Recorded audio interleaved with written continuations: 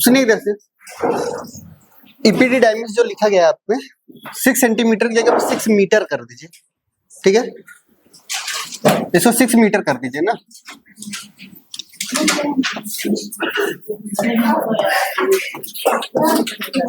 Clear?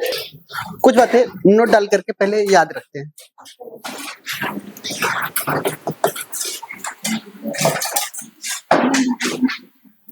क्या questions के form में लिखेंगे? इफ epididymis is removed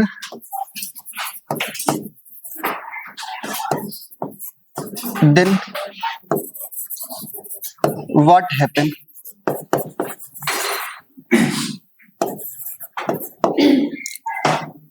अगर इपिडिडाइमिस रिमूव कर दिया जाए तो क्या होगा?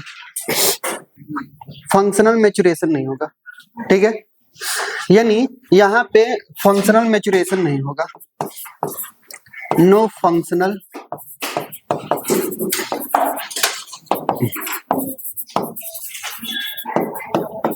मैच्योरेशन अगर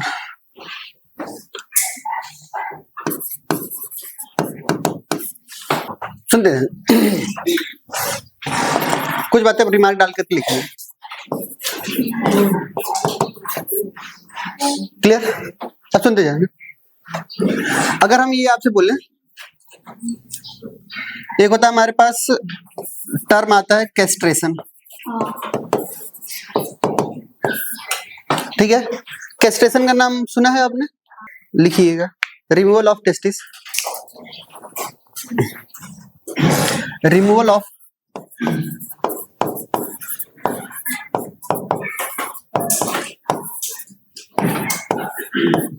टेस्टिस। इनमें नंबर 1 पे आता है हमारे पास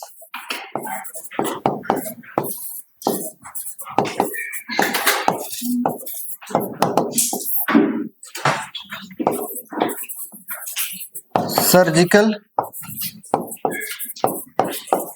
रिमूवल ऑफ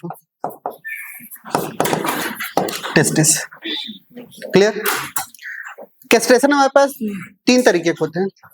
एक तो हमने बताया क्या, आर्कियोटोक्टोमी, और दूसरा हम आपको बताने जा रहे हैं मैकेनिकल कैस्ट्रेशन,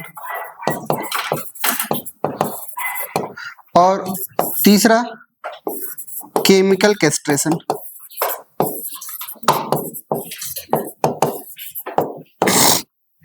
अच्छा, कैस्ट्रेशन क्यों करते हैं समझते हैं। जब हम किसी भी बुल को बुलॉक में कन्वर्ट करते हैं, ठीक है, तो उस दौरान हम क्या करते हैं, उनके टेस्टिस को क्या करते हैं, क्रश करते हैं, ठीक है, जिसकी वजह से उनके अंदर स्पर्म का फॉर्मेशन ना होने पाए, एंड्रोजन का फॉर्मेशन ना होने पाए। क्लियर? जब ये इस चीजों में स्टेराइल हो जाएंगे तो वो अपने वर्क को जो बहुत ही अच्छे से परफॉर्म कर पाएंगे। समझ आ रही बात? तो ये पॉइंट हमेशा याद रखना है, क्योंकि बैलगाड़ी का काम क्या होता है, खास कर क्या करना कि जितने भी बोझ वगैरह होते हैं, जितने भी खेत वगैरह होते हैं, काम करना, ये सब काम होते हैं। क्लियर? वो सांड काम नहीं कर पाएगा जो बैल करेगा। इसलिए क्या होता है हमारे पास, सिर्फ और सिर्फ जब हमारे पास किसी भी तरीके का बुल से ब्लॉक में कन्वर्ट करने के लिए कैस्ट्रेशन हम करते हैं। आगे बढ़ते हैं। हमारे पास पाथवे ऑफ स्पर्म, स्पर्म का पाथवे क्या होना चाहिए?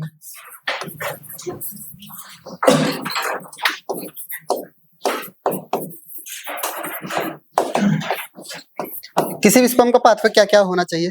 क्लियर? थोड़ा सा ध्यान देखिएगा, ठीक है, इधर जगह छोड़ करके रखिएगा ना। सबसे पहले स्टार्ट कहां से होता है बताइए? Seminiferous tubule. बोली बात सही है? स्टार्ट कहां से होता है? Seminiferous tubule. सेमनीफेरस ट्यूब्यूल के बाद कहां आता है? अरे बोलिए, सर्टोली सेल। किसके थ्रू आता है बताइए?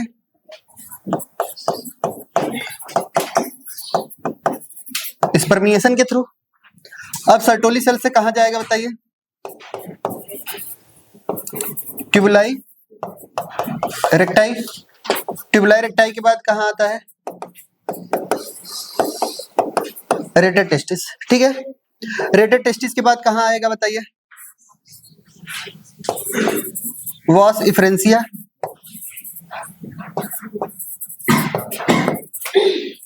क्लियर। वॉस इफ्रेंसिया के बाद कहाँ जाएगा बताइए?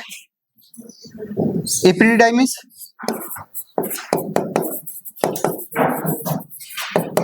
एपिडिडाइमिस। एपिडिडाइमिस के बाद कहाँ जाएगा? वॉस डिफरेंस के पास। वॉस डिफरेंस के बाद कहाँ जाएगा? अरे बोलिए, इजैकुलेटरी। इजैकुलेटरी डक्ट से पहले एक एम्पुला आता था, याद आ रही है? अरे बोलिए, तो एम्पुला भी लिख देते हैं इसी वक्त, क्लियर। एम्पुला के बाद सेम बात नहीं भी लिखेंगे चलेगा, इतना ज्यादा डिटेल में नहीं आएगा, ठीक है। इजैकुलेटरी डक्ट के बाद कहाँ आएगा? कहाँ? यूरिनिफेरस, ऐसे नहीं, यूरेथ्रा ही डायरेक्ट कर ले रहे हैं, ठीक है। और यूरेथ्रा से आउट हो जाएंगे, क्लियर। ध्यान से देखेंगे तो सेमनीफेरस ट्यूब्यूल से लेकर के वॉस इफ्रेंस तक टेस्टिस के अंदर सारी चीजें हो रही। बोली बात सही है? इसलिए इनको हम बोलते हैं इंट्रा टेस्टिकुलर पाथ, क्लियर।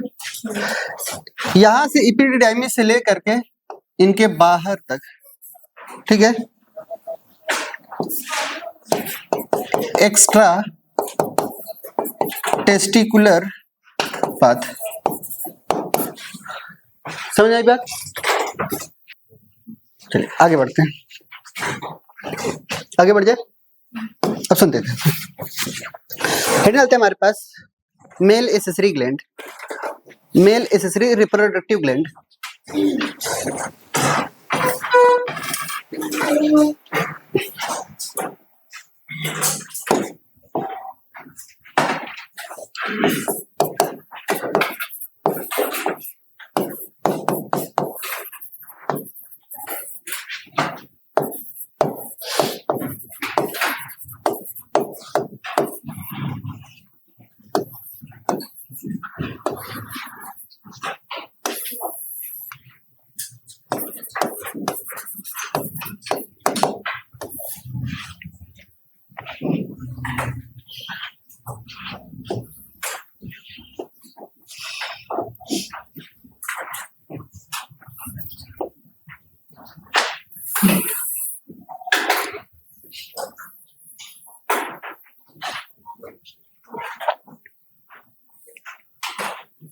इनके चारों तरफ जो ग्लैंड पाई जा रही है इनके ऊपर, वो कैसी ग्लैंड बताइए? कैसी ग्लैंड? प्रोस्टेट ग्लैंड, ठीक। फिर हमने ये कहा कि यहाँ पर एक यूरेथ्रा पाई जा रही थी,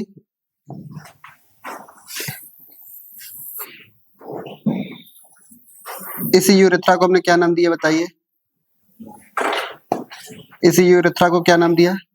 पेनाइल यूरेथ्रा, ठीक है। फिर उसके बाद हमने यहाँ पे एक पॉइंट और बताया था, यहाँ पर एक ग्लैंड और पाई जाती है, एक ग्लैंड और पाई जाती है जिसका सिक्रीशन कहाँ पे होता है? पेनाइल यूरेथ्रा में होता है। इस ग्लैंड का नाम बताइए? Bulbo urethral gland. इनका बल्बो यूरेथ्रल ग्लैंड क्यों नाम पड़ा, अब हम आपको बताएंगे, क्लियर। क्यों, हम आपको समझाएंगे अभी बाद में, जब पेनिस बताएंगे तब, ठीक है। फिर उसके बाद आता है, इनके बाद हमारे पास एक स्ट्रक्चर और आती है, उस स्ट्रक्चर का नाम यहाँ से स्टार्ट होता है, ये टेस्टिस इधर से गई, क्लियर, कुछ इस तरीके का, और यहाँ से ये जा रहा है,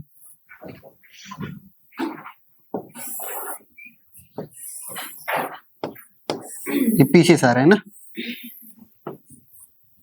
एक लोब में खुले, फिर यहाँ से सेमाइनल वेसिकल्स इनमें ओपन हो रहा है, क्लियर। समझ आई बात? कुछ इस तरीके से। ये कैसी ग्लैंड? Seminal vesicle, clear. हमें 3 ग्लैंड पढ़ने हैं, तीनों में एक बारी बारी से पढ़ना है। सबसे पहले किसके बारे में पढ़ेंगे? Seminal vesicle. सुनते हैं, सेमाइनल वेसिकल जो होती है वो दो होती हैं, बल्बो यूरेथ्रल भी दो होती हैं, ये कैसी होती हैं?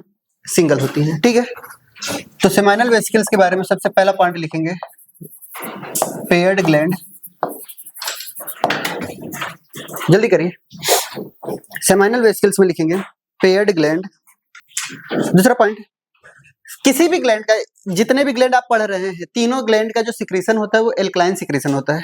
कैसा होता है? तो दूसरा पॉइंट लिखेंगे इनमें, एल्कलाइन सिक्रीशन। एल्कलाइन सिक्रीशन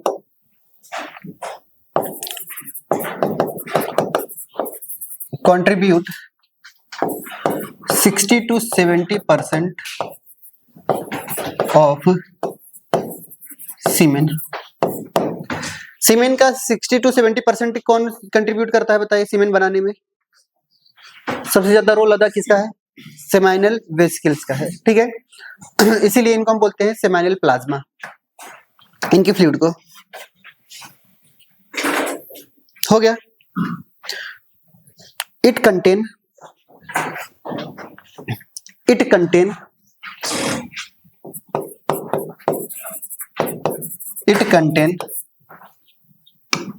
सावधानी से लिखिएगा। Number 1 fructose. It contain fructose. चलिए बताइए, जब तक स्पर्म का डेवलपमेंट नहीं हो रहा होता उसको नरिशमेंट कौन प्रोवाइड करता है? Sertoli cells. याद रखिएगा, क्लियर? जब तक डेवलपमेंट नहीं हो रहा है टेस्टिस के अंदर ही तो डेवलपमेंट हो रहा है, उस दौरान नरिशमेंट कौन करता है बताइए? Sertoli sales. सर्टोली सेल्स के एक ही काम नहीं है नरिशमेंट का, कई सारे काम है। क्लियर? तो सर्टोली सेल्स क्या करता है? हमारे पास नरिशमेंट भी कर रहा है, कई सारे फंक्शन अभी बताएंगे सर्टोली सेल्स के लास्ट में। क्लियर? दूसरा पॉइंट ये बात आती है कि जब डेवलपमेंट हो जाता है तो वजाइना के अंदर जब सीमेन जाता है तो उस दौरान फ्रक्टोज क्या करता है? जो मोटिलिटी चाहिए उसको, अरे मोटाइल नेचर की होती है स्पर्म ना, तो वजाइना के अंदर से जब यूट्रस के अंदर घुसना होता है उसको कहां तक जाना होता है? फेलोपियन ट्यूब तक जाना होता है, उसको तो एनर्जी चाहिए, उस दौरान एनर्जी कौन प्रोवाइड करेगा बताइए? फ्रक्टोज। समझ आ रही बात? यानी ये डेवलपमेंट की बात कर रहे हैं। तो हमने यह कहा कि जब तक बॉडी के अंदर है, फीमेल बॉडी के अंदर, तब तक तो नरिशमेंट किससे ले रही है? अरे बोलिए, सर्टोली सेल से। वो भी टेस्टिस के अंदर है तब, जब टेस्टिस के बाहर चली गई तब तो है तो वो वास डिफरेंस में ही और इपिडिडाइमिस में ना। ये बात हमेशा याद रखिएगा कि इपिडिडाइमिस में बहुत ही स्लो मोशन होता है किसी भी तरीके का, किसका? स्पर्म का, बहुत ही स्लो मोशन होता है। ठीक है, और जब स्लो मोशन होता है उस दौरान जो स्पर्म होता है हमारे पास वो मैक्सिमम कोगुलेट हो जाता है, कोगुलेशन उनका बहुत ज्यादा हो जाता है। क्लियर? इसीलिए क्या होता है कि जब भी इजैकुलेशन हो रहा होता है हाई वेलोसिटी से आती है स्पर्म हमारे पास बॉडी के बाहर से, जब भी गिरती है इजैकुलेशन बहुत फास्ट होता है। क्लियर? स्पीड उनकी बहुत फास्ट होती है, बट आप देखेंगे आधे घंटे के बाद उस स्पर्म के अंदर क्या होता है? कोगुलेशन नहीं होता, धीरे धीरे कोगुलेट नहीं होते, पूरा पूरा फ्लूइड नेचर का हो जाता है। क्लियर? ये सारी मैकेनिज्म हम बताएंगे आपको। यानी जब हम क्या कहते हैं कि किसी भी तरीके के स्पर्म की इजैकुलेशन करते हैं, सीमेन की इजैकुलेशन करते हैं, तो वो सबसे ज्यादा कोगुलेट होता है स्पर्म, बट आधे घंटे के बाद देखेंगे तो वो कोगुलेशन नहीं रहता, पूरा पूरा फ्लूइड हो जाता है। क्यों ऐसा हुआ? तो कोगुलेशन में हमारे पास स्पर्म की जो मोटिलिटी होती है, आप हमें बताइए भीड़ में बहुत ज्यादा स्पीड भागेंगे या फिर बहुत ही ज्यादा फ्री में? तो जो कोगुलेशन होता है बहुत ही स्पीड क्या होती है उसकी? स्लो होती है। क्यों? क्योंकि स्पर्म उसी के अंदर धसे हैं, सर्टोली सेल्स के अंदर। क्लियर? बट जैसे ही क्या होता है वो बॉडी के बाहर आता है, तो बॉडी के बाहर तब वो कहाँ गिरेगा? या तो वजाइना में गिरेगा या तो बाहर गिरेगा। तो आधे घंटे के बाद क्या होता है कि हमारे पास उनके अंदर सब के सब घुल मिल जाते हैं। ठीक है, और ये क्या करते हैं? हमारे पास जो स्पर्म के अंदर सबसे एपेक्स पे रीजन पे पाई जाती है कोलेस्ट्रॉल, वो भी खत्म हो जाती है। अब ये क्या करते हैं कि कोगुलेशन खत्म हो गया तो स्पर्म की स्पीड क्या हो गई? बढ़ गई। यही बात हम आपको बताने की कोशिश कर रहे हैं। और एक बात नोट डाल करके और याद रखिएगा, जब किसी भी महिला के ऊपर अगर महिला वो करने जाती है, केस दर्ज कराने जाती है कि हमारे ऊपर केस हुआ है या फिर हमें रेप हुआ है, इस तरीके का अगर केस कर रही है वो पुलिस थाने में, तो सबसे पहले क्या किया जाता है? वजाइनल वॉश किया जाता है डिस्टिल वाटर से। क्या किया जाता है? वजाइनल वॉश किया जाता है। अगर किसी भी महिला के साथ सेक्सुअल इंटरकोर्स हुआ होगा तो ये मान के चलिएगा कि उसके वजाइना में फ्रक्टोज की मात्रा जरूर मिलेगी, कुछ मिले या ना मिले। और यही फ्रक्टोज अगर पाया गया तो मानेंगे हाँ इनका सेक्सुअल इंटरकोर्स हुआ है, ठीक है। स्पर्म कहाँ पे गिरा है? वजाइना में गिरा हुआ है, ठीक है। तब माना जाएगा हाँ रेप हुआ है, अन्यथा नहीं माना जाता है। प्रेजेंस ऑफ फ्रक्टोज ये हमें ये बताता है कि हमारा सेक्सुअल इंटरकोर्स हुआ है और स्पर्म वजाइना के अंदर गिरा हुआ है। समझ रहे मेरी बात? तो ये क्या है कि ये एक तरीके का क्या है कि हम कह सकते हैं कि ये जांच है, ठीक है। तो यहाँ पे आता है फ्रक्टोज, ये क्या कर रहा है बताइए? नरिशमेंट प्रोवाइड कर रहा है। क्या करता है बताइए? Provide nourishment to the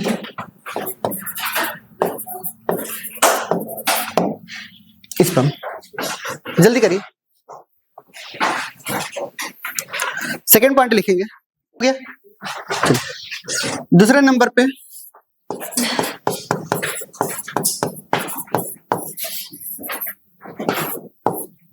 fibrinogen. Fibrinogen आएगा तो क्या होगा बताइए? Coagulation of sperm. समझ में आई बात? ये क्लॉटिंग फैक्टर है ना भाई, क्लियर?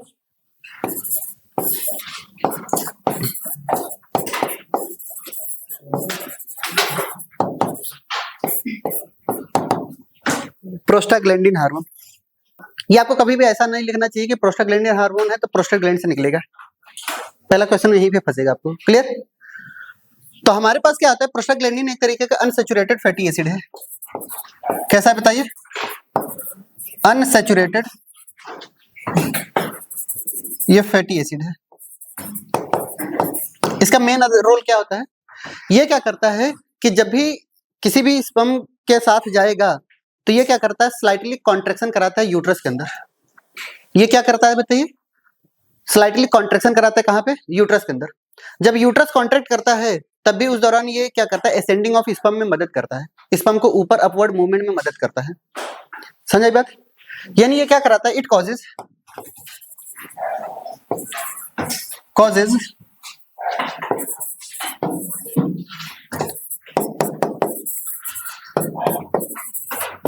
slightly contraction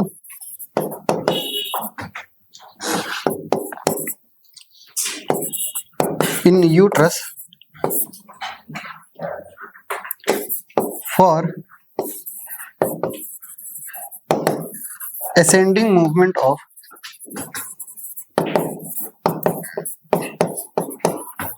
sperm। ये कब की बात हो रही है? आफ्टर इंसेमिनेशन की बात हो रही है, क्लियर?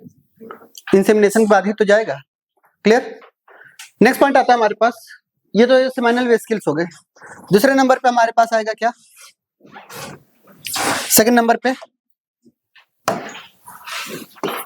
Prostate gland.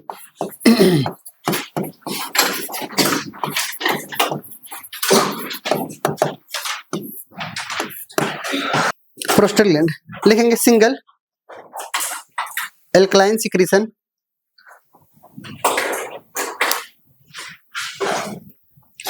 कैसी होती है बताइए? सिंगल ग्लैंड होती है। दूसरा क्या बोला बताइए? Alkaline secretion.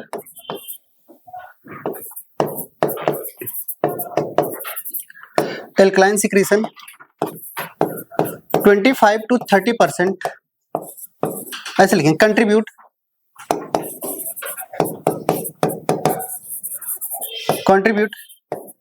25 to 30% of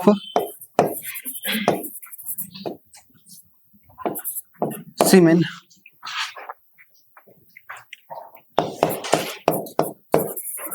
it contain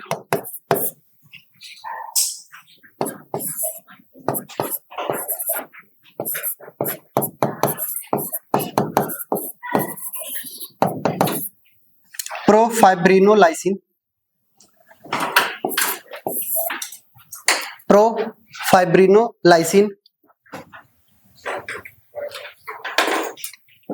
clotting enzymes clotting enzymes,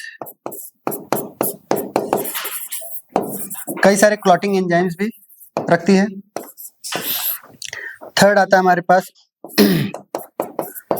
citric acid,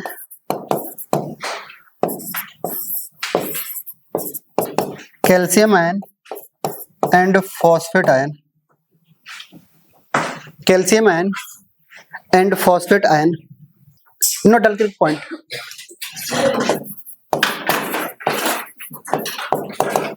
सुनिए, ये सिंगल ग्लैंड तो भले ही है, बट इनके पास क्या होता है, 5 लोब पाए जाते हैं। कितने लोब पाए जाते हैं बताइए?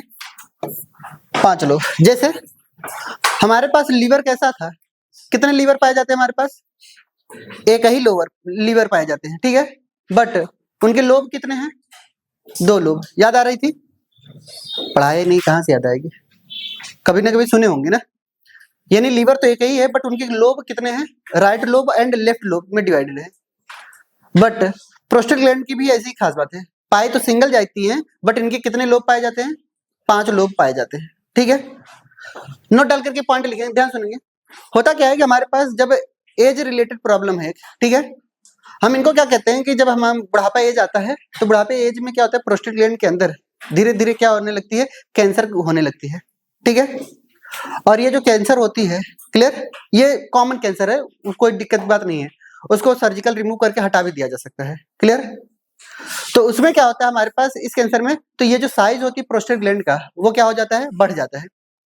अब अगर ये बताइए, प्रोस्टेट ग्लैंड की अगर साइज बढ़ गई, तो ये पूरा का पूरा प्रेशर किस पे मारेगा? यूरेथ्रा वाले पाथ पे मारेगा। अरे जब ये बढ़ेगा तो धीरे धीरे ये नली क्या होगी, सक्रिय होगी। तो ऐसे क्या होगा कि बहुत ज्यादा प्रेशर होगा, तो ये बार बार मिक्सचुरेशन लगेगा, ठीक है। अगर करके आए हम, यूरिनेट करके आए, उसके 1 घंटे बाद, आधे घंटे बाद फिर से स्टार्ट हो जाता है, क्लियर। क्यों? क्योंकि पूरी तरीके से हमारे पास यूरिन निकल नहीं पाया, स्टोर ही रह गया जितना हमें चाहिए था। पैरासिम्पैथेटिक नर्व फाइबर क्या करते हैं, हमें तो मैसेज तो दे दिए यूरिनेशन करने की, बट यूरिनरी ब्लैडर में अभी भी कुछ अमाउंट में क्या रहते हैं, यूरिन बच जाते हैं। यूरिनेशन का एक टाइम होता है, ठीक है, उतने के दौरान हो जाना चाहिए। अब पता नहीं आधे घंटे तक यूरिनेशन ही कर रहे हैं, तो सिंपैथेटिक नर्व फाइबर वर्क करने लगता है।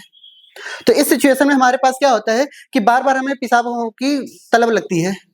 बुढ़ापे की एज में आप अगर सफर करने जा रहे हैं और किसी एज रिलेटेड पर्सन से के सामने बैठ गए हैं, क्लियर, जिसकी एज 60 है, 70 है, 80 है, तो 50 किलोमीटर में 50 बार आपको उतारेगा, भाई थोड़ा साइड लगाओ, ठीक है। तो यानी क्या, ये सारी प्रॉब्लम उनके में होती है, क्लियर। तो इससे क्या होता है कि हमारे पास ये नली क्या हो जाती है, सक्रिय हो जाती है।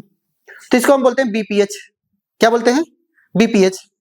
तो यानी ये क्या है, हमारे पास एक तरीके की बीमारी है, कैंसर है, ठीक है। तो लिखेंगे हमारे पास,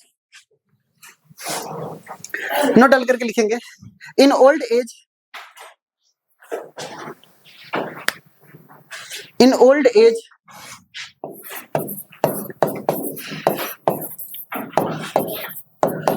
बीपीएच, फुल फॉर्म हम लिख दे रहे हैं, benign prostatic hypertrophy,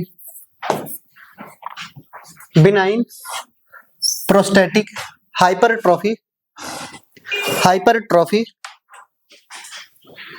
which causes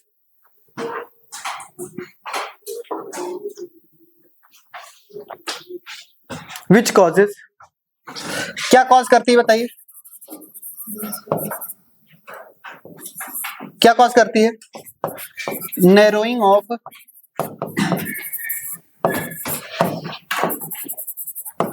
lumen of urethra, ठीक है। जिसकी वजह से क्या होगा बताइए, डिफिकल्टीज होगी इन, कहां पे, यूरिनेशन में, इसी को हम डिसयूरिया भी बोलते हैं, क्लियर। इतनी बड़ी भी बीमारी नहीं है, ठीक है। ज्यादा तकलीफ होगा तो क्या कर देंगे, प्रोस्टेट ग्लैंड को ही हटा देंगे, क्लियर। नेक्स्ट आता है हमारे पास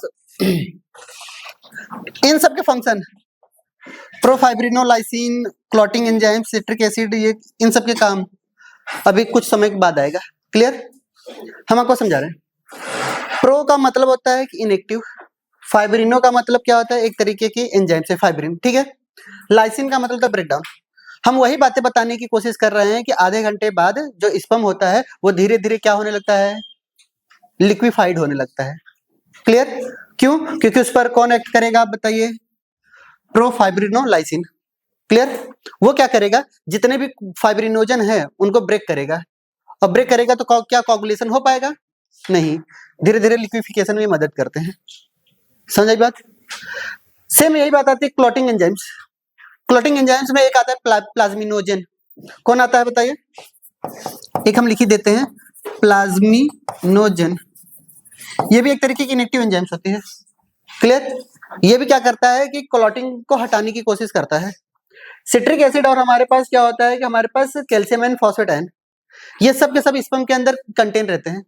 जब ये कैपेसिटेशन होता है, कैपेसिटेशन का मतलब क्या होता है, कैपेसिटेशन क्या है पहले हम शुरू की कहानी आपको समझा रहे हैं, ठीक है, तब आपको कैपेसिटेशन समझ में आएगा। होता क्या है कि हमारे पास जो सर्टोली सेल्स होती है वो कुछ इनहिबिटरी प्रोटीन भी क्या करता है, हमारे पास सिक्रेट करता है। क्या करता है? कुछ इनहिबिटरी प्रोटीन भी सिक्रेट करता है। क्यों? ताकि वो स्पर्म से क्या करे, जाकर के बाइंड कर जाए, और जब बाइंड करेगा तो जाहिर सी बात है कि स्पर्म की मोटिलिटी को वो रोकेगा, इनहिबिट करेगा, ठीक है। और ये कहानी किसकी है? ये जब तक मेल रिप्रोडक्टिव सिस्टम के अंदर है स्पर्म तब की कहानी है। यानी ये वॉस डिफरेंस की बात हो रही है। किसकी बात हो रही है? वॉस डिफरेंस की बात हो रही है, इपिडिडाइमिस की बात हो रही है। उस दौरान सर्टोली सेल्स ये चीजें सिक्रेट करती हैं। उसी दौरान हमारे पास कोलेस्ट्रॉल नाम की एक हमारे पास सब्सटेंस होती है जो कि सर्टोली सेल्स ही निकालती है। ये क्या करता है, जा करके एपेक्स पे बैठ जाता है, किसके? स्पर्म के।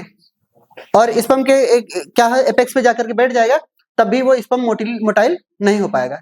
इसीलिए हमने आपसे बताने की कोशिश कर रहे हैं, एपिडिडाइमिस में, वॉस डिफरेंस में जो हमारे पास स्पर्म होते हैं वो एकदम डेंस साइटोप्लाज्म में तैर रहे होते हैं और वे मूव नहीं कर पाते। क्लियर? अब जब ये क्या करते हैं, हमारे पास सेमाइनल फ्लूइड वगैरह इनके अंदर आती है स्पर्म के अंदर, तो ये सेमाइनल फ्लूइड क्या है, ध्यान सुनिएगा। सेमाइनल प्लाज्मा क्या है? Accessory duct plus accessory gland का सिक्रीशन ही क्या कहलाता है, सेमाइनल फ्लूइड। यानी epididymis, vas deferens, prostate gland, seminal vesicles, Cowper's gland, ये पांचों लोग अगर सिक्रेट करती हैं कोई भी फ्लूइड, सब के सब फ्लूइड क्या कहलाएंगे, सेमाइनल फ्लूइड कहलाएंगे। कभी भी ये मत सोचिएगा कि सेमाइनल फ्लूइड का मतलब होता है कि सेमाइनल वेसिकल्स ही सिक्रेट करेगी। समझ आ रही बात है? सेमाइनल फ्लूइड किसका किसका कंट्रीब्यूशन है, एसेसरी डक्ट और एसेसरी ग्लैंड, तीनों पांचों का मिला करके। समझ आ रही बात? एसेसरी डक्ट में कौन कौन से, एपिडिडाइमिस, वॉस डिफरेंस और प्रोस्टेट ग्लैंड, और कौन सा, सेमाइनल वेसिकल्स और कॉपर्स ग्लैंड। ये पांचों लोग मिल करके सिक्रेट करते हैं जो फ्लूइड, उसे हम सेमाइनल फ्लूइड बोलेंगे। समझ में आई मेरी बात? दूसरा पॉइंट आता है हमारे पास, कभी भी ये मत सोचिएगा सेमाइनल फ्लूइड सिर्फ और सिर्फ सेमाइनल वेसिकल्स ही बनाती है। क्लियर? सबका कंट्रीब्यूशन होता है। समझ रही बात? दूसरा पॉइंट आता है हमारे पास क्या, कि हमारे पास क्या है कि ये तो किसकी बात हो गई, वॉस डिफरेंस के अंदर की बात हो गई। वहां पे स्पर्म तो मोटाइल नहीं है ना, मूव नहीं कर रहा। क्यों? क्योंकि पूरे के पूरे डेंस साइटोप्लाज्म में वो बिखरे हैं, एकदम स्कैटर्ड है। अब जैसे ये फीमेल इंसेमिनेशन के बाद ये क्या करता है, जैसे ही वजाइना में आएगा स्पर्म, सर्विक्स में कैपेसिटेशन नहीं होता, ये बात याद रखना है, ठीक है। कैपेसिटेशन वजाइनल पाथ में होता है। समझ आई बात? तो फीमेल जेनिटल ट्रैक्ट बोल दिया, वहीं तक तो सही था, जब स्पेसिफाई कर दिए वहां पे गड़बड़ हो गया। क्लियर? अगर स्पेसिफिक पूछा जाएगा रीजन, तो साइट ऑफ कैपेसिटेशन हमेशा हमेशा क्या बताएंगे, फीमेल वजाइना बताएंगे। क्लियर? अब कैपेसिटेशन के दौरान होता क्या है कि अब फीमेल वजाइना के अंदर हमारा स्पर्म गया, क्लियर, सीमेन गया। अब सीमेन हमारा कैसा है, अभी डेंस साइटोप्लाज्म से घिरा हुआ है। अब उससे सारी चीजें को रिमूव करना है। क्या क्या रिमूव करना है बताइए? इनहिबिटरी प्रोटीन को रिमूव करना, कोलेस्ट्रॉल को रिमूव करना, क्लियर, और जितने भी लिक्विफिकेशन होते हैं, क्लियर, उसको करना, तब जाकर के स्पर्म हमारा मोटाइल होगा। तो removal of inhibitory protein and cholesterol of sperm is called as capacitation. समझ आई बात? और कैपेसिटेशन की साइट क्या होती है, अरे बोलिए, कैपेसिटेशन की साइट फीमेल वजाइना। समझे मेरी बात? चलिए आगे बढ़ते हैं। अब बात आती है कैल्शियम आयन और फॉस्फेट आयन, ये सभी आयन क्या करते हैं? अच्छा ये क्या है कैल्शियम आयन फॉस्फेट आयन, क्या किस में मदद करती हैं? ये किस में मदद करती हैं? मोटिलिटी के अलावा और कुछ? ये परमिएबिलिटी को क्या करती हैं? बढ़ाती हैं। ठीक है, परमिएबिलिटी को क्या करती हैं? बढ़ाती हैं। जब भी हमारे पास एक जगह से दूसरे जगह पे जाना होता है किसी भी मटेरियल को, तो वो परमिएबल होना चाहिए। ठीक है, तो ये परमिएबिलिटी में मदद करती हैं। सेकंड पॉइंट हमेशा याद रखना है। चलिए अच्छा, थर्ड पॉइंट लिखेंगे हमारे पास। थर्ड ग्लैंड कौन सा है बताइए? कॉपर्स ग्लैंड, या इसी को हम क्या बोलते हैं बताइए? Bulbo urethral gland. Cowper's gland या इसी को हम बोलते हैं बल्बो यूरेथ्रल ग्लैंड। लिखेंगे पेयर्ड ग्लैंड, एल्कलाइन सिक्रीशन। यह भी कैसी होती है बताइए? पेयर्ड होती हैं,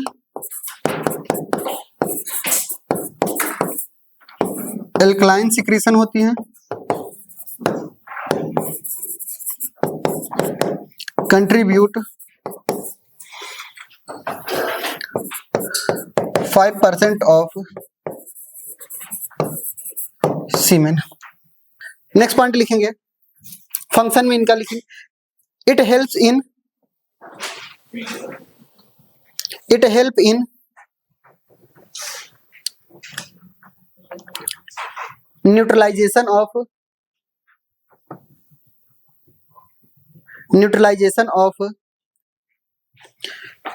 acidic path of urethra and also help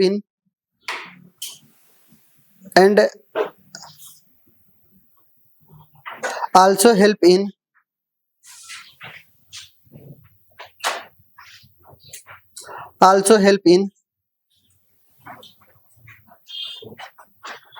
lubrication of penis। चलिए बताइए इनका फंक्शन बताइए, ये क्या फंक्शन करती हैं? ये न्यूट्रलाइज कर रहे हैं किसको बताइए? Neutralise acidity path of acidity urethra में लिख सकते हैं यूरेथ्रा। एंड दूसरा मदद किस में करती है बताइए? लुब्रिकेशन ऑफ पेनिस में ये मदद कर रहे हैं। आगे बढ़े, जो बातें पढ़ाए जा रहे हैं अगर ना समझ में आए तो छोड़ दीजिएगा, कोई जबरदस्ती वाली बात नहीं है, सिलेबस में नहीं है। ठीक है, समझिएगा। एक पॉइंट और लिख लीजिए, नोट डाल करके लिख लीजिएगा यहाँ पे। ठीक है, कॉपर्स ग्लैंड सिर्फ और सिर्फ प्रेजेंट होती है हमारे पास मैमल्स में। ठीक है, किसमें प्रेजेंट होती है? तो लिखेंगे कॉपर्स ग्लैंड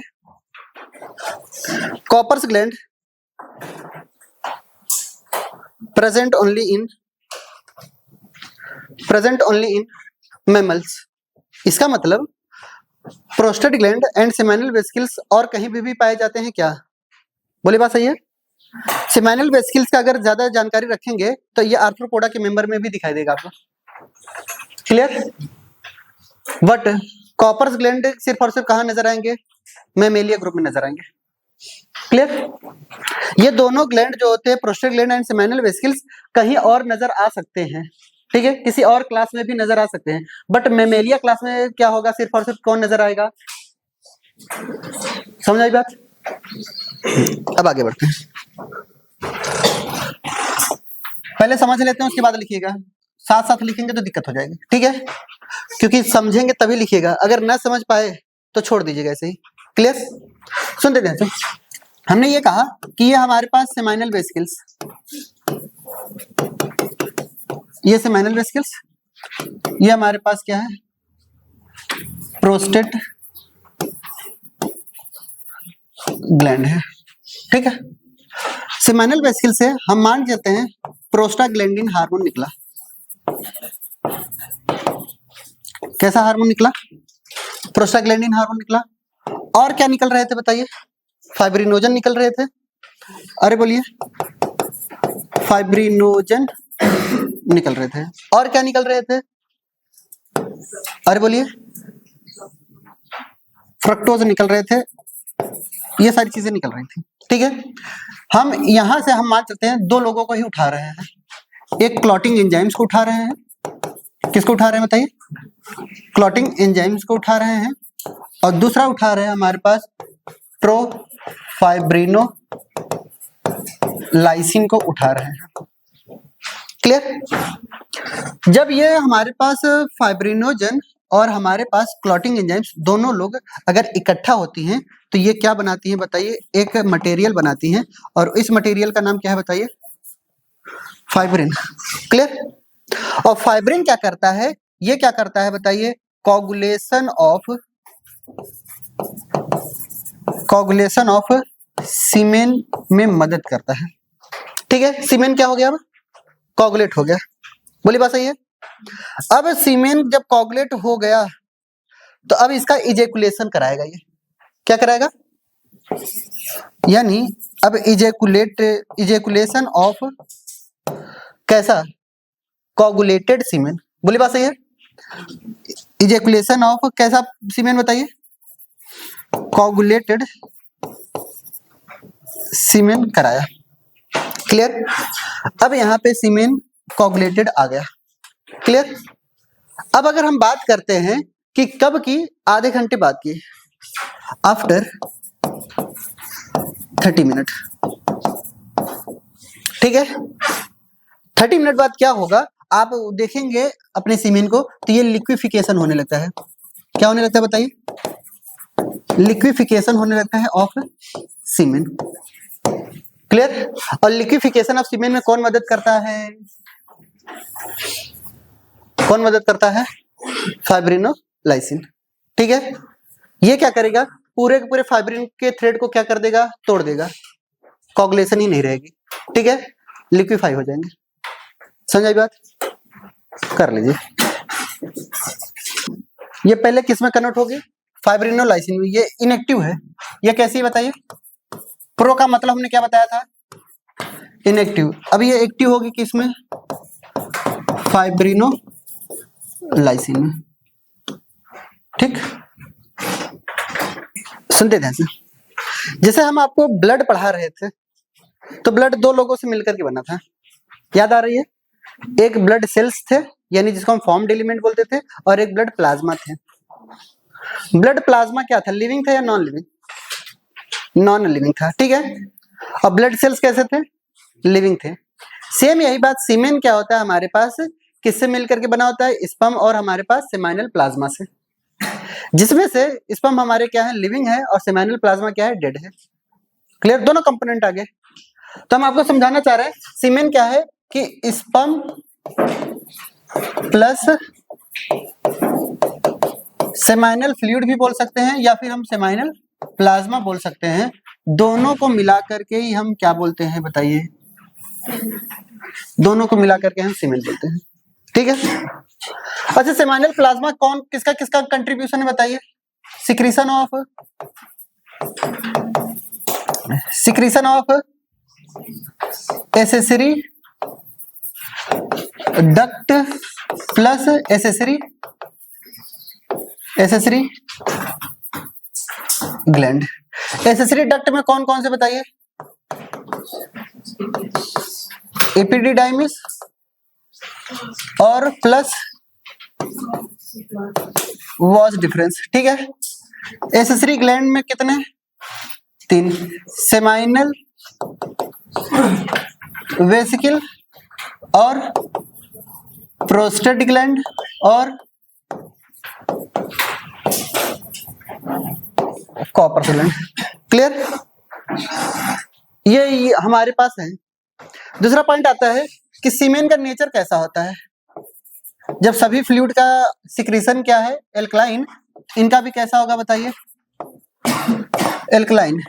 7.2 से लेकर के 7.4। इनका जो पीएच है वो कितना है बताइए? पीएच इनका कितना है बताइए? 7.2 से लेकर के 7.4। दूसरा पॉइंट, इनका जो वॉल्यूम है वॉल्यूम कितना होता है बताइए? 3 to 4 ml पर इजेकुलेशन। अगर एक बार इजेकुलेट कर रहे हैं तो 3 to 4 ml होना चाहिए स्पर्म, ठीक है। दूसरा पॉइंट आता है इनके पास स्पर्म की काउंट। सीमेन के अंदर कितना स्पर्म है, स्पर्म की काउंट कितना होता है बताइए? 200 से लेकर के 300 मिलियन पर इजेकुलेशन।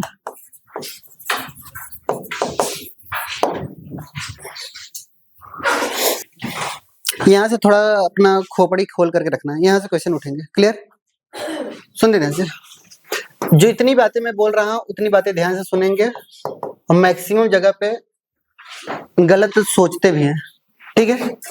बताने वाला तो बता देता है, हम लोग गलत सोच लेते हैं क्या है, समझा है? इधर देखिएगा, अगर हम आपसे बोले कि नॉर्मल हमें क्राइटेरिया बताइए,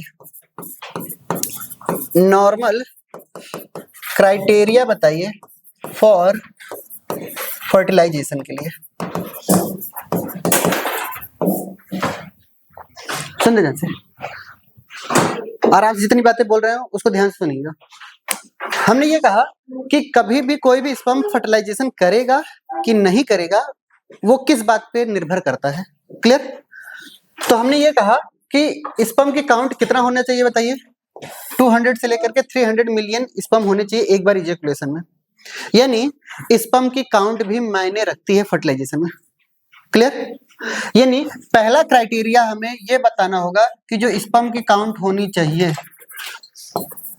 जो स्पर्म की काउंट होनी चाहिए वो कितनी होनी चाहिए बताइए? 200 से लेकर के 300 मिलियन होना चाहिए।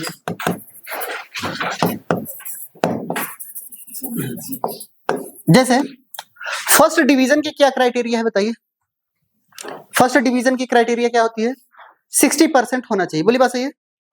यानी अगर हमारे 12th में 60% मार्क्स हैं तो हम फर्स्ट डिवीजन कहलाएंगे, 70% मार्क्स है तो तभी हम क्या कहलाएंगे? फर्स्ट डिवीजन कहलाएंगे, 80% है तभी कहलाएंगे, 90% है तभी फर्स्ट डिवीजन ही कहलाएंगे।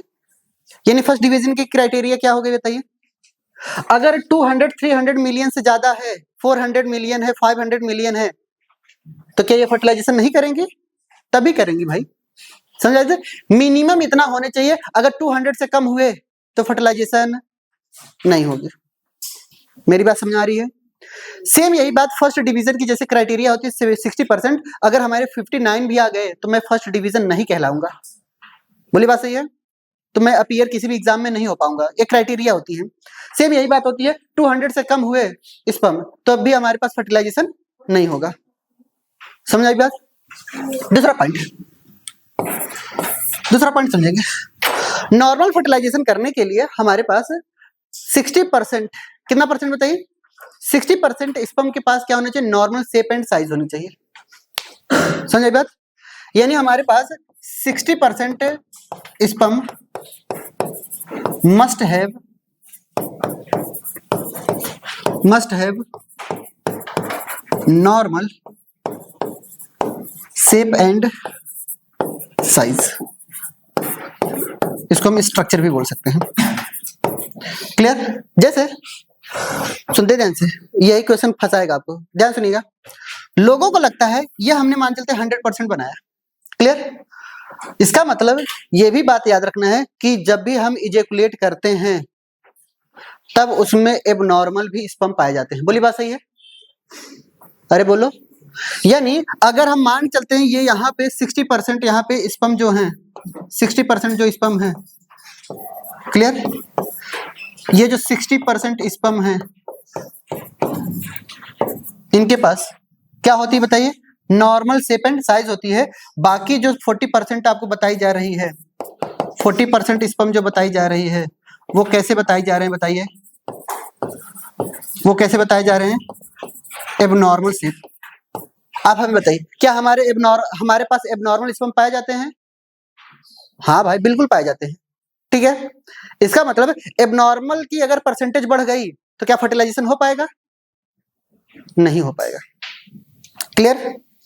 दूसरा क्वेश्चन, तीसरा पॉइंट ध्यान से सुनिएगा, यहीं पे मैक्सिमम लोग गलत करेंगे। लोगों को लगता है कि 60% के पास क्या होना चाहिए स्पर्म, 60% स्पर्म के पास नॉर्मल सेपेंट साइज होनी चाहिए, ठीक है। दूसरी एनसीईआरटी ने क्या बोला है, 40% sperm must have vigorous motility. Clear? तो तुम लोग क्या सोचोगे 40% का मतलब, ये पूरा का पूरा 100%? क्लियर? इसका 40% क्या होना चाहिए बताइए, वाइग्रस मोटिलिटी होनी चाहिए। क्लियर? अरे बोले बात सही है?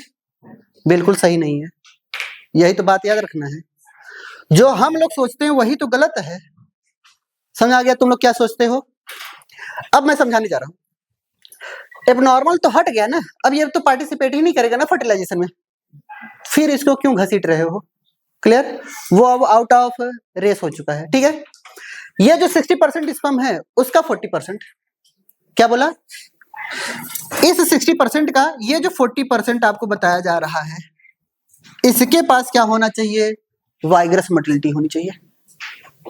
समझ में बात? नॉर्मल स्पर्म का 60%, सॉरी 40%।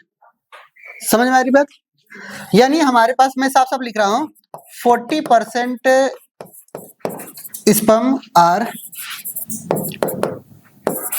वाइग्रस मोटिलिटी, ठीक है। समझ आई बात? क्या होनी चाहिए, वाइग्रस मोटिलिटी होनी चाहिए।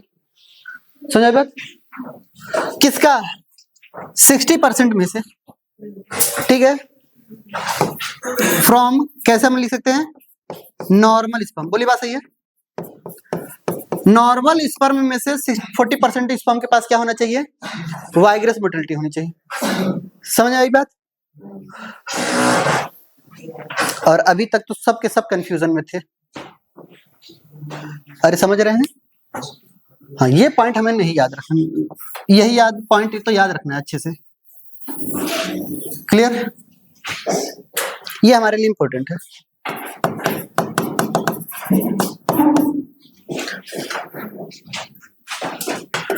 एक टर्म आता है हमारे पास, ओलिगोस्पर्मिया। ओलिगोस्पर्मिया का मतलब क्या होता है, जिस सीमेन के पास अगर लेस स्पर्म काउंट हो, ठीक है, नॉर्मल कितना दिखाई दे रहा है, 200 से लेकर के 300, अगर उससे कम नजर आ रहे हैं स्पर्म काउंट, तो क्या कहलाएगा, ओलिगोस्पर्मिया। ठीक है, तो लिखेंगे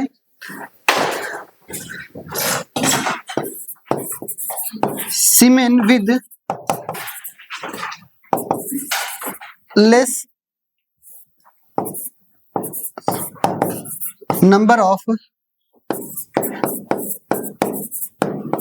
स्पर्म। ठीक है, यानी हम ये कह सकते हैं लो स्पर्म काउंट। बोली बात सही है? ये रीजन हो सकते हैं किसके, इनफर्टिलिटी के। बोली बात सही है? दूसरा,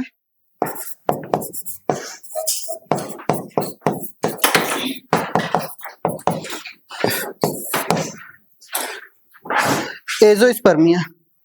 एजोस्पर्मिया, ठीक है, एजो का मतलब क्या होता है कि आपको नो स्पर्म। ठीक है, तो लिखेंगे semen with no sperm. Azoospermia का मतलब सीमेन विद नो स्पर्म। ठीक है, semen with no sperm. Clear? Without sperm भी लिख सकते हैं। ठीक है, तो विदाउट स्पर्म ही लिख सकते हैं। क्लियर? नेक्स्ट आता है हमारे पास स्थेनोस्पर्मिया।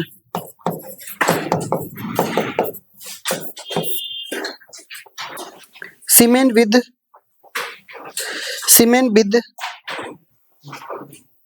Poor semen with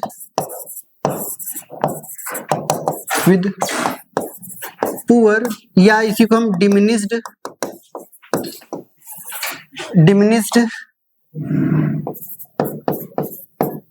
sperm motility. Sperm motile होना चाहिए ना, बोलिए, फर्टिलाइजेशन करने के लिए। अगर स्थेनोस्पर्मिया है तो ये स्पर्म मोटाइल नहीं होगा, होगा भी तो बहुत स्लो मोटाइल होगा। अगर स्लो मोटाइल होगा तो क्या सही तरीके से पहुंच पाएगा? अरे बोलिए, ओवम के पास नहीं। टीरेटोस्पर्मिया, हेडिंग डालते हैं हमारे पास, टीरेटोस्पर्मिया, सीमेन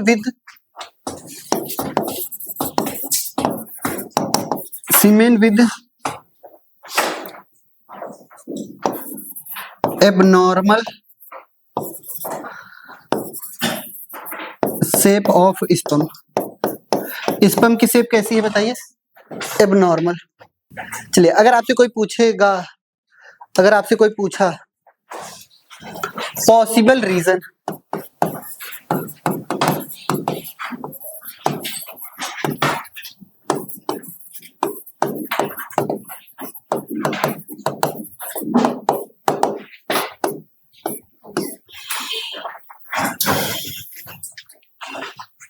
अरे रिप्रोडक्टिव हेल्थ भी पढ़ा रहे हैं उसी में, हमने बोला था दोनों सब एक साथ चलेंगे ना। पॉसिबल रीजन फॉर इनफर्टिलिटी, जैसे आप डॉक्टर बने, मान चलते हैं बने, क्लियर, आपके पास एक कपल आए, कह रहे हैं कि हमारे शादी को 10 साल हो गए, ठीक है, हमें बच्चे नहीं पैदा हो रहे हैं, तो आप क्या क्या पॉसिबिलिटी निकाल सकते हैं? बोलिए, क्या क्या पॉसिबिलिटी निकाल सकते हैं इनफर्टिलिटी के? अरे बोलिए, पॉसिबल रीजन बताइए, कौन कौन से? पहला रीजन बताइए क्या है? ओलिगोस्पर्मिया तो नहीं है? अरे बोलिए, बात सही है। दूसरा बताइए रीजन क्या हो सकता है? ऐसा तो नहीं है स्पर्म ही ना हो, क्लियर। तीसरा रीजन क्या हो सकता है? स्टेनोस्पर्मिया तो नहीं है। और चौथा रीजन क्या हो सकता है बताइए? टीरेटोस्पर्मिया तो नहीं है। यही चीज तो सोच सकते हो ना, बट ये कंडीशन ये मान चलना है कि फीमेल इज नॉर्मल, ठीक है। अभी मेल के अंदर प्रॉब्लम बता रहे हैं हम। अरे बोली, बात सही है। हाँ, ऐसा नहीं है कि फीमेल हमेशा सही भी हो, ठीक है, हम मान के चलते हैं फीमेल इज नॉर्मल, ठीक है। रिप्रोडक्टिव नॉर्मल लिखना है, मेंटल हो या ना हो पता नहीं, क्लियर। रिप्रोडक्टिव नॉर्मल है, क्लियर, मेंटली नॉर्मल की बात नहीं हो रही। नेक्स्ट पॉइंट लिखेंगे, अब सुनते ध्यान से, आपको सिर्फ और सिर्फ दो ही पे ही फोकस करना है। आपसे कोई पूछेगा तो ओलिगोस्पर्मिया के बारे में पूछेगा, एजोस्पर्मिया के बारे में, स्टेनो और टीरेटो के बारे में नहीं पूछेगा, चाहे एनसीईआरटी हो चाहे कोई इंसान हो, क्लियर। स्टेनोस्पर्मिया और टीरेटोस्पर्मिया आपको कोई नहीं पूछेगा, न नीट पूछेगा, न एनटीए पूछेगा, कोई नहीं पूछेगा। सिर्फ और सिर्फ पूछेंगे तो हम ही पूछेंगे आपसे, क्लियर, बाकी और कहीं नहीं पूछा जाएगा। इसलिए आप इन दोनों को तो हटा ही दीजिए अपने दिमाग से, क्लियर। मेरी बात समझ आ रही है? चलिए सुन दे रहे हैं एक पॉइंट, अगर हम आपसे बोल रहे हैं इनफर्टाइल, ठीक है, तो इनफर्टाइल का मतलब क्या समझेंगे? अनएबल टू परफॉर्म फर्टिलाइजेशन, बोली बात सही है। अरे इनफर्टाइल किसे कहते हैं? अनएबल टू परफॉर्म क्या? अरे बोलिए, फर्टिलाइजेशन। अरे कह रहे हैं आंख खोल करके ध्यान से सुनिए, ठीक है। अनएबल टू परफॉर्म फर्टिलाइजेशन, क्या इसका सेक्सुअल इंटरकोर्स से कोई लेना देना है? नहीं। आपके पास जो पेशेंट आया है वो आपसे बार बार बोल रहा है कि हमारी सेक्सुअल लाइफ सही चल रही है, बट बच्चे नहीं पैदा हो रहे हैं। समझ आ रही बात? यानी आपके पास पेशेंट जो आया है वो इंपोर्टेंस वाला नहीं आया है, क्लियर, वो आया है कौन सा? इनफर्टाइल कपल आया है, यानी उनके सेक्सुअल लाइफ में कोई प्रॉब्लम नहीं है, सब कुछ सही चल रहा है, 10 साल से प्यार मोहब्बत बना है, ठीक है। प्रॉब्लम कहाँ आ रही है? फर्टिलाइजेशन में इनके, समझ आ रही बात? यानी दूसरा रीजन ये भी तो हो सकता है, दूसरा रीजन क्या हो सकता है बच्चे पैदा ना होने के? इंपोर्टेंस, इंपोर्टेंस नहीं बोल रहा हूं, ठीक है। इंपोर्टेंस का मतलब क्या समझते हैं? अनेबल टू परफॉर्म क्वाइटस या सेक्सुअल इंटरकोर्स, जब कोई भी कपल हमारे पास इंपोर्टेंस टाइप के हों, यानी वो सेक्सुअल इंटरकोर्स में पार्टिसिपेट नहीं कर पा रहे हैं, सही से परफॉर्म नहीं कर पा रहे हैं, ड्यू टू परफॉर्मेंस कैसे होगी, जब तक इरेक्शन नहीं होगा पेनिस का, क्लियर, तब तक इजेकुलेशन नहीं हो पाएगा, और जब इजेकुलेशन नहीं हो पाएगा तो इंसेमिनेशन हो पाएगा क्या, नहीं, तब भी वो कैसे कहलाएंगे, इनफर्टाइल कहलाएंगे। यानी इंपोर्टेंस का मतलब क्या होगा बताइए, अनेबल टू परफॉर्म क्या, क्वाइटस या सेक्सुअल इंटरकोर्स।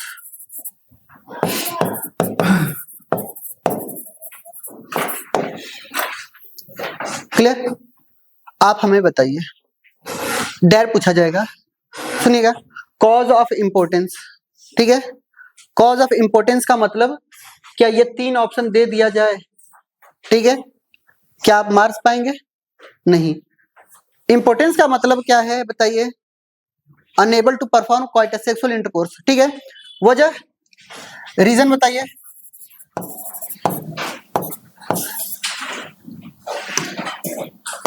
रीजन बताइए क्या, इरेक्शन नहीं हो पा रहा है किसका, पेनिस का, ठीक है, या हम कह सकते हैं पुअर इरेक्शन ऑफ पेनिस, ठीक है।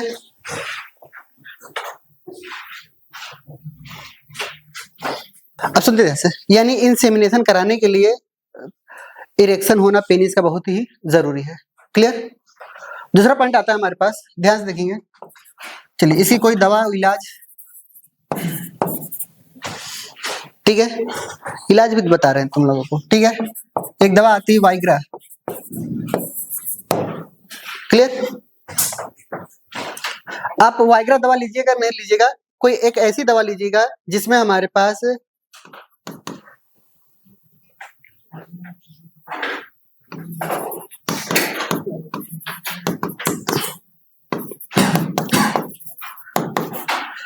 सेडिनेफिल सिट्रेट होनी चाहिए, सुनिए ध्यान से, आप पैरासीटामोल खाते हैं, ठीक है, एंटीपायरेटिक दवा, उसमें भी ये नजर आएंगे सेडिनेफिल सिट्रेट, क्लियर, पैरासीटामोल में भी, समझ आई बात।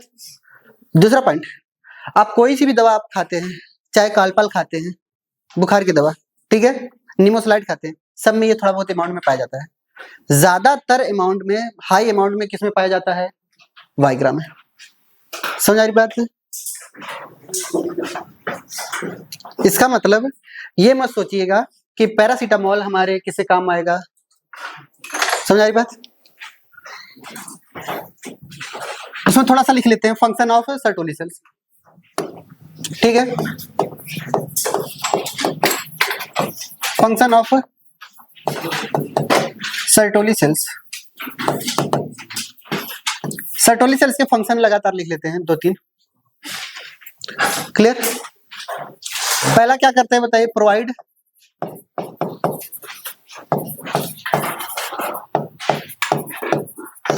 Provide nourishment to the sperm, sperm को नरिशमेंट कौन प्रोवाइड करता है बताइए, सर्टोली सेल्स। दूसरा point, act as phagocytic cell, यानी कोई भी बाहरी पैथोजन आएगा उसको किल करने का काम कौन करता है, सर्टोली सेल्स, यानी स्पर्म को बचाती भी है। Act as blood testis barrier, जैसे ब्लड ब्रेन बैरियर होता था, ब्रेन को बचाने के लिए कोई भी अगर ब्लड के अंदर पैथोजन आते थे उसको फिल्टर करने का काम कौन करता था, ब्लड ब्रेन बैरियर, याद आ रही है नर्वस सिस्टम के अंदर। तो यहाँ पे ब्लड टेस्टिस बैरियर भी पाए जाते हैं जिसको हम बीटीबी के नाम से जानते हैं।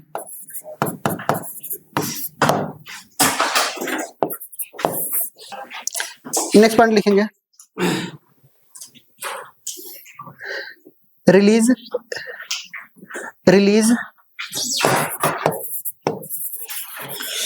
ये क्या रिलीज करती हैं, एंटी मुलेरियन हार्मोन और क्या रिलीज करती है बताइए? इनहिबिन। इनहिबिन क्या करती है? ये एक तरीके की निगेटिव फीडबैक देती है।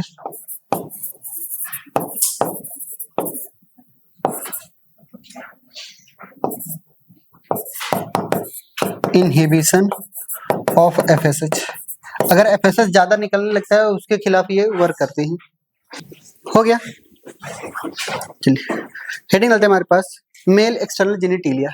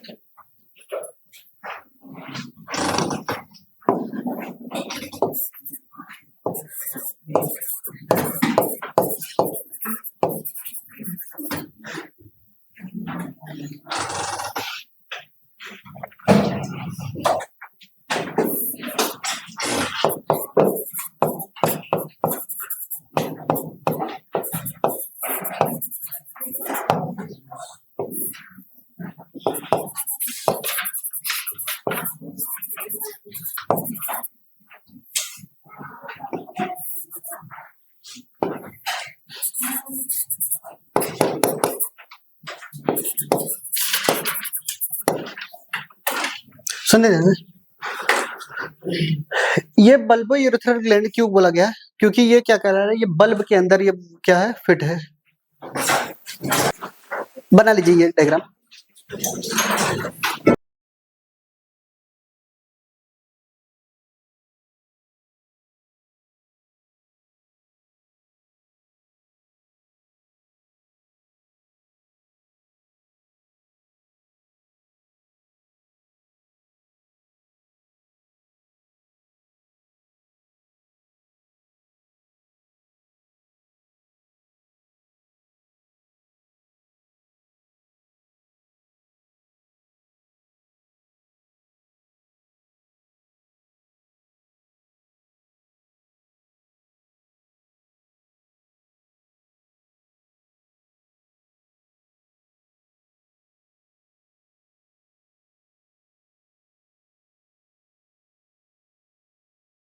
ये यूरेटर वगैरह से तो अपने मतलब है नहीं, क्लियर।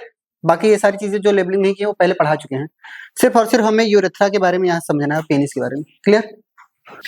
हमने ये कहा कि हमारे पास अगर पेनिस की बात करेंगे तो ये मेल कॉपलेटरी ऑर्गन भी है और ये मेल एक्सटर्नल जेनिटेलिया। ये एक ऐसा जेनेटल ऑर्गन है जो बाहर से दिखाई दे रहा है हमें। कहाँ से दिखाई दे रहा है? बाहर से ही। और सेक्सुअल इंटरकोर्स में ये पार्टिसिपेट कर रहा है कॉपुलेशन में, यानी इसलिए हमने इनको क्या बोला, मेन कॉपलेटरी ऑर्गन है। क्लियर? किसी भी मेल रिप्रोडक्टिव ऑर्गन का।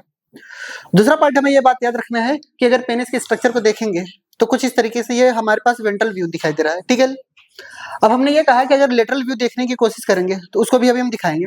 तो हमने ये कहा कि हमारे पास ये यहाँ से लेकर के यहाँ तक स्ट्रक्चर जो दिखा है वो सब के सब किसके हैं स्ट्रक्चर है? पेनिस के ही स्ट्रक्चर है। क्लियर? पेनिस के स्ट्रक्चर में पेनाइल यूरेथ्रा भी आ गया। बोलिए बात सही है? अरे बोलिए। यूरेथ्रा की जो हमारे पास लेंथ होती है वो फीमेल की बड़ी होती है या मेल की? ठीक है, मेल के अंदर पेनाइल यूरेथ्रा आ गए, उतना माइनस कर दीजिए। ठीक है, यानी फीमेल की यूरेथ्रा क्या होती है, उनकी लेंथ कम होती है एज कंपेयर टू मेल। समझ बात? क्यों? क्योंकि जो यूरेथ्रा होती है हमारे पास वो पेनिस के साथ एलोंग कर रही है, तो इसलिए इनको क्या बोला, पेनाइल यूरेथ्रा बोल दिया, 15 सेंटीमीटर। क्लियर? इसका मतलब ये बात याद रखना है कि जो लेंथ ऑफ यूरेथ्रा होता है वो ऑलवेज ग्रेटर होता है किसका? मेल का। ठीक है, फीमेल में यूरेथ्रा की जो लेंथ होती है वो कम होती है। क्यों? क्योंकि उनके अंदर पेनिस नहीं पाया जा रहा है, पेनाइल यूरेथ्रा नहीं पाया जा रहा है। क्लियर? पाया जा रहा है सिर्फ और सिर्फ कौन सा? प्रोस्टेटिक यूरेथ्रा और मेम्ब्रेनस यूरेथ्रा। समझ आई बात? दूसरा पॉइंट आता है हमारे पास इनकी लेंथ को लेकर के, प्रोस्टेटिक यूरेथ्रा कितनी होती है? 2 to 3 सेंटीमीटर। मेम्ब्रेनस यूरेथ्रा कितनी होती है? 1 to 2 सेंटीमीटर। पेनाइल यूरेथ्रा कितनी होती है? 15 सेंटीमीटर होती है। क्लियर? हमें स्ट्रक्चर किसका पढ़ाना है?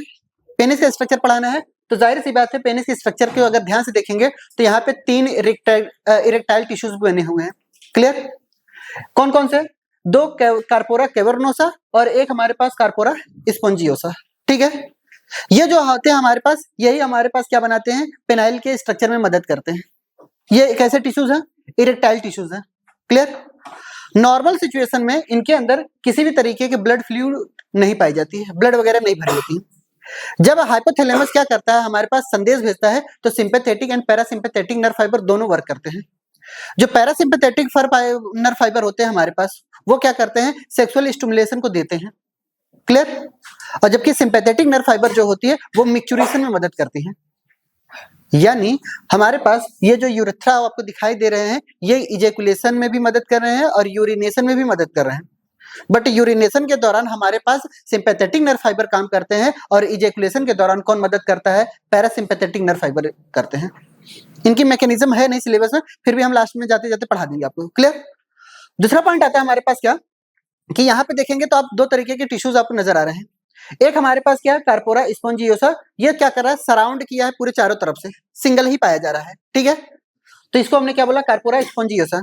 यही कार्पोरा स्पोंजियोसा क्या बना रहा है? आगे चल करके ग्लांस पेनिस बना रहा है, इसलिए सेम कलर लेकर के गया हूं मैं। समझ आ रही बात? यानी ग्लांस पेनिस कौन बनाता है बताइए? कार्पोरा स्पोंजियोसा ही बना रहा है। क्लियर? और अगर हम कार्पोरा कैवर्नोसा की बात करते हैं तो यहां से स्टार्ट होते हैं, यहीं पे आकर के खत्म होते हैं, ये पूरी तरीके से नहीं बना रहे हैं। क्लियर? और ये क्या होते हैं कि इनके बाद अगर हम बात करेंगे तो स्किन आती है। ठीक है, अब ये पेनिस का स्ट्रक्चर है, 4 स्किन अभी नहीं बनाया हमने। क्लियर? अगर इनका लेटरल व्यू दिखाएंगे तो यहां से लेकर के यहां तक पूरी की पूरी स्किन कवर की होती है। और जब बचपन में क्या होता है कि जो स्किन होती है, जब हम पैदा होते हैं तो स्किन जो होती है यहां से स्टार्ट होती है। ध्यान से देखिएगा, अगर हम स्किन की बात करेंगे तो स्किन यहां से स्टार्ट होती है, यहां से पूरी तरीके से स्किन स्टार्ट है, पूरी इस तरीके से स्किन स्टार्ट है और ये स्किन यहां तक आई है, ये स्किन यहां तक आई है। क्लियर? इसको हम प्रीपियूस बोलते हैं, या फिर हम इसको क्या बोलते हैं? 4 स्किन बोलते हैं। क्या बोलते हैं इनको? हम 4 स्किन बोलते हैं, या इसी को हम क्या बोलते हैं? प्रीपियूस बोलते हैं। क्लियर? ये किस काम में आता है? ये तो कवर किया हुआ है, इनके अंदर क्या पाए जाते हैं? कुछ ग्लैंड पाए जाते हैं जिसको हम प्रीप्यूसियस ग्लैंड बोलते हैं। क्या बोलते हैं इनको हम? इनके अंदर एक ग्लैंड पाई जाती है जिसको हम क्या बोलते हैं? प्रीप्यूसियस ग्लैंड। ना समझ में आए तो इनको हम टाइसेंस ग्लैंड भी बोलते हैं। क्लियर? और ये जो टाइसेंस ग्लैंड होती है वो एक तरीके का क्या करती है? सिक्रेट करती है। ठीक है, व्हाइट मिल्की फ्लूइड, जिसको हम नाम देते हैं क्या? स्मैग्मा। इसका क्या नाम है? स्मैग्मा। क्लियर?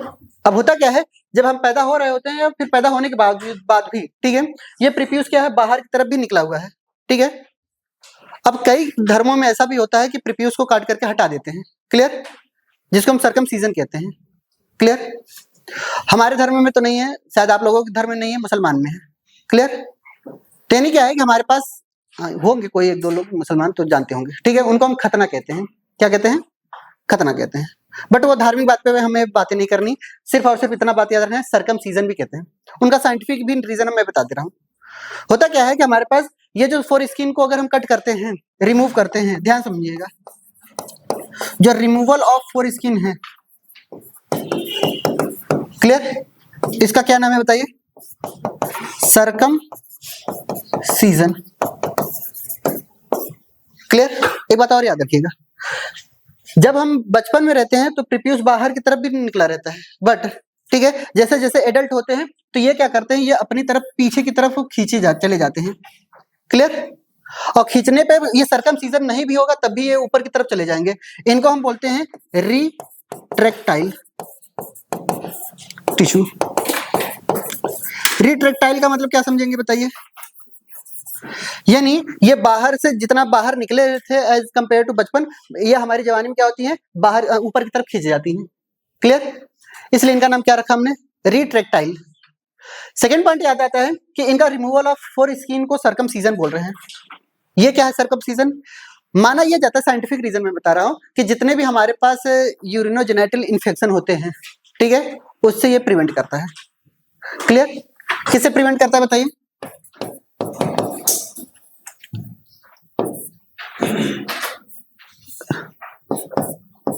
प्रिवेंट यूरिनोजेनिटल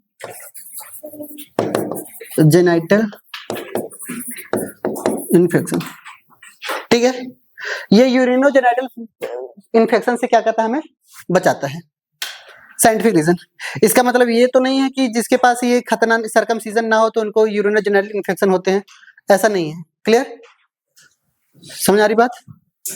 दूसरा पॉइंट आता है हमारे पास, क्या, ये तो प्रीप्यूस की बात कर रहे हैं, क्लियर। ये डॉर्सल साइड वेंट्रल साइड से ही जुड़े होते हैं, ये सिंगल पाए जा रहे हैं और ये डबल होते हैं हमारे अंदर, क्लियर। कार्पोरा कैवर्नोसा की संख्या 2, ठीक है। अच्छा बताइए, अगर आपसे कोई पूछेगा कि penis is made up of कितने टाइप ऑफ इरेक्टाइल टिश्यू, कितने टाइप आप बताएंगे? 2 टाइप्स। कितने इरेक्टाइल टिश्यू बताएंगे तो 3। टाइप अगर लग गया तो 2 ही, क्लियर। टाइप नहीं है तो 3। समझ आई बात? कौन कौन से? कार्पोरा स्पोंजियोसा, कार्पोरा कैवर्नोसा, ठीक है। होता क्या है कि हमारे पास इनके अंदर कुछ साइनोसॉइड होते हैं। क्या पाए जाते हैं? साइनोसॉइड। कुछ कैविटी होती हैं और वो एम्प्टी कैविटी होती है, एकदम भरी नहीं होती। जब नॉर्मल सिचुएशन होती है, एकदम नॉर्मल अवस्था में, तो इनके अंदर किसी भी तरीके की ब्लड फ्लूइड नहीं होती है। जब हमारे पास इनके अंदर ब्लड भरा जाता है तब जाकर के ये क्या होती हैं? इरेक्शन में होती हैं। वैसे ये नॉर्मल में जो शेप एंड साइज होती है वैसा ही रहेगा, क्लियर। जब सेक्सुअल स्टिमुलेशन मिलता है तब इनके अंदर ब्लड वेसल्स के थ्रू क्या जाता है? ब्लड फील्ड होता है, और जब ब्लड फील्ड होगा तभी इनके अंदर इरेक्शन आती है। समझ आ रही बात? इनके अंदर बोन भी नहीं होती। क्या नहीं होता? बोन भी नहीं होता, फिर भी ये हार्डेस्ट मटेरियल में भी आते हैं, क्लियर। बोन की तरह हार्ड हो जाते हैं जब अगर ब्लड फील्ड होता है तो। क्यों? क्योंकि इनके अंदर क्या है, ये कैवर्नोसा और स्पोंजियोसा दोनों ये मदद कर रहे हैं इरेक्शन में। समझ आ रही बात? तो ये पॉइंट हमें याद रखना है जल्दी जल्दी। तो लिख लेते हैं हमारे पास 2 पॉइंट, इसके बारे में डिटेल जानकारी नेक्स्ट टाइम कर देंगे हम, क्लियर। सिर्फ और सिर्फ लिख देते हैं। चलिए लिखिएगा पहले point, it is a made up of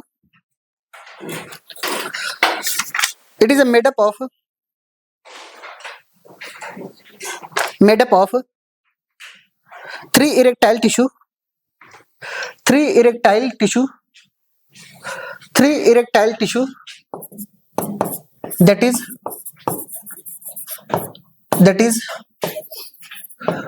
2 dorsally located corpora cavernosa. That is number 1, 2 dorsally located corpora cavernosa.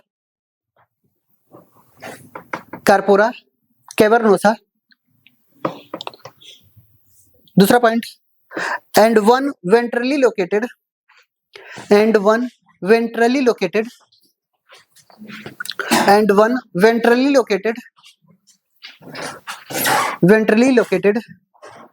Corpora spongiosa,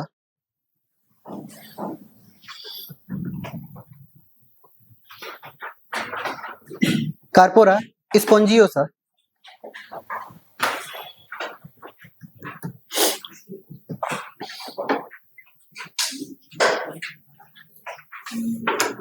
हो गया।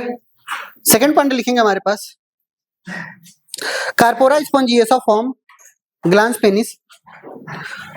कार्पोरा स्पॉन्जियोसा फॉर्म, थोड़ा जल्दी करिए, corpora spongiosa forms glans penis which is the most sensitive organ. Bracket में लिख लीजिए glans penis के most sensitive organ, ठीक है, मोस्ट सेंसिटिव ऑर्गन। दूसरा पॉइंट लिखेंगे ग्लांस पेनिस के बारे में, glans penis is the homologous of,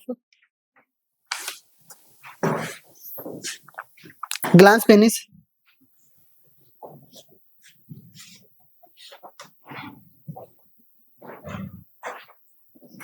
homologous of clitoris of female. Female के अंदर मोस्ट सेंसिटिव ऑर्गन क्लाइटोरिस और इनके अंदर ग्लांस पेनिस, ठीक। ये सब पॉइंट लिख लीजिएगा, clear. Removal of four skin को हमने क्या बोला, सर्कमसिजन, ये प्रिवेंट करते हैं, प्रिवेंट फ्रॉम, ठीक है, यूरिनोजेनिटल इन्फेक्शन। और फोर स्किन प्रीफ्यूज क्या होता है इनके पास, प्रीफ्यूसियल ग्लैंड पाई जाती है जिसको हम टाइसन्स ग्लैंड बोलते हैं। यह क्या सीक्रेट करती है बताइए, सीक्रेट करते हैं क्या, स्मेग्मा, ये व्हाइट मिल्की होती है, ठीक है। ये एक तरीके के क्या होते हैं, ऑयली सिक्रेशन होती है।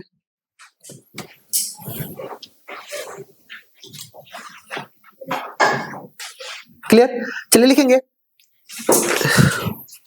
During erection of penis, penis के इरेक्शन के दौरान क्या क्या होता है, during erection of penis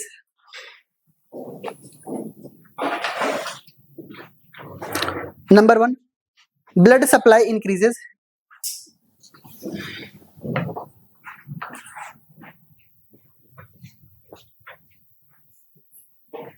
blood supply increases, blood supply increase हो जाती है। नंबर 2 लिखेंगे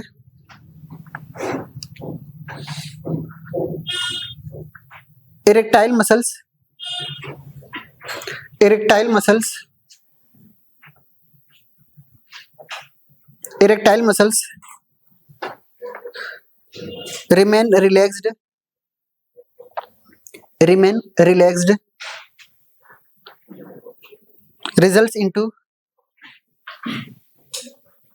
stiffness and enlargement of penis, results into stiffness and enlargement of penis, penis के अंदर स्टिफनेस आ जाती है और इनलार्ज हो जाता है, ठीक है, समझ आई बात। चलिए अब बचा कुछ हमारे पास क्या है, फीमेल रिप्रोडक्टिव सिस्टम ही है, क्लियर। अभी फीमेल रिप्रोडक्टिव सिस्टम हेडिंग नहीं डालेंगे, इसी वक्त हम स्पर्म का स्ट्रक्चर और स्पर्मेटोजेनेसिस भी पढ़ा करके मेल का सिस्टम ही खत्म कर देते हैं, ठीक है, समझ रहे मेरी बात। फिर उसके बाद फीमेल के अंदर लेकर के जाएंगे आपको, अगर मेल का स्टार्ट किए हैं तो पूरा का पूरा मेल को खत्म ही करके जाएंगे। आपके एनसीईआरटी ने ऐसा नहीं किया है, फीमेल को पढ़ाने के बाद फिर से स्पर्म को स्ट्रक्चर बनाया है उसने, क्लियर, ये उल्टा सीधा कर दिए हैं। अगर मेल पढ़ा ही रहे हैं तो सब कुछ खत्म ही कर दे हम कि नहीं। तो नेक्स्ट सेटिंग है हमारे पास, अभी इसी को थोड़ा सा अच्छे से पढ़ाएंगे, ठीक है। स्ट्रक्चर ऑफ पेनिस अभी बाकी है कुछ भाई, 1-2 पॉइंट, ठीक है, चलते तब तक के लिए ना।